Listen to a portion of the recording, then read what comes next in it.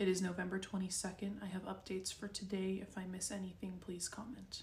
Let's talk about the 4-day pause. Now keep in mind, this is just a pause. This is just a pause in the Israeli terrorist forces killing Palestinian civilians. This means that after the pause, they will go back to doing what they are doing right now.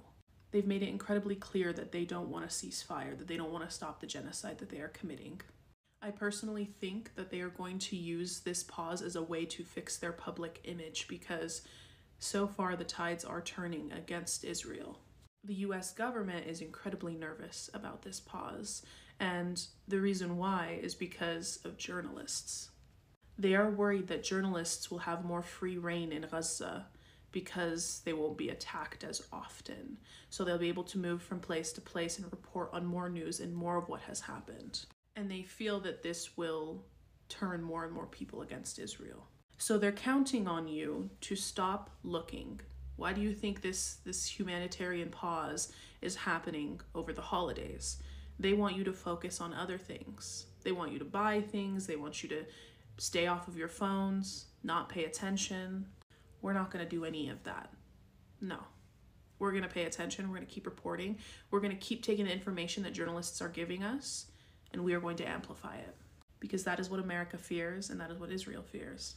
We are not going to allow them to take this pause to fix the image of Israel or to further their agenda. We're going to disrupt everything. During this 4-day pause, they will be doing an exchange of hostages for illegally detained Palestinians. I should note that Hezbollah is not included in this pause, which means that Israel will continue to attack southern Lebanon and Hezbollah will retaliate accordingly. Dozens have been killed by Israeli terrorist airstrikes near the Kamal Adwan hospital. The director of the hospital says that the situation in and around the hospital are catastrophic. Just overnight, they received over 60 dead bodies as well as over 1,000 wounded people. The lack of fuel in Kamal Adwan hospital caused power outages, which means that the oxygen stations could not function and 3 children died. 14 ambulances have arrived at the besieged Al-Shifa hospital in Gaza City, accompanied by members of the UN and humanitarian organization Doctors Without Borders. They are there to evacuate patients. Kidney patients will be transferred to Abu Yusuf al-Najjar Hospital in Rafah, and the injured will be transferred to the European hospital south of Khan Yunis. Overnight, a farm in Khan Yunis was bombarded by Israeli terrorist forces. They also carried out an attack on the Nusayrat refugee camp, killing dozens of Palestinians. All around the Indonesian hospital and Kamal Adwan hospital in the north were targeted, and an ambulance was shelled. The Jabalia refugee camp was once again bombarded, as it has been consistently by Israeli terrorist forces. And once again, many people were killed.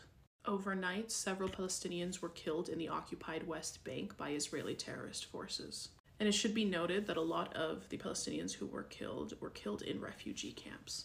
I need to remind you guys of something. Although a lot of Israelis in Israel are upset with Netanyahu and they want him removed from his position and replaced, who they want him replaced with isn't necessarily any better. The safety of Palestinians is still at risk with the people that they would want to replace Netanyahu with. Now, a lot of their reasoning for wanting to replace Netanyahu is because they feel unsafe with him and they want somebody that they feel safer with. But this does not include Palestinians in that talk. They are only talking about the Israeli people in regards to safety. It doesn't matter that they don't want Netanyahu because they still want a Zionist leader, and that's the problem.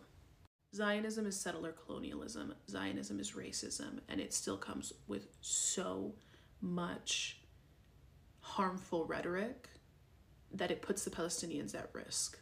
I want you guys to keep this in mind when you see Israelis speaking against Netanyahu. It doesn't necessarily mean that they are for Palestinians. They need to make that distinction in order for us to really understand, because if they just want to replace one Zionist leader with another Zionist leader, that still does not take into consideration the Palestinians.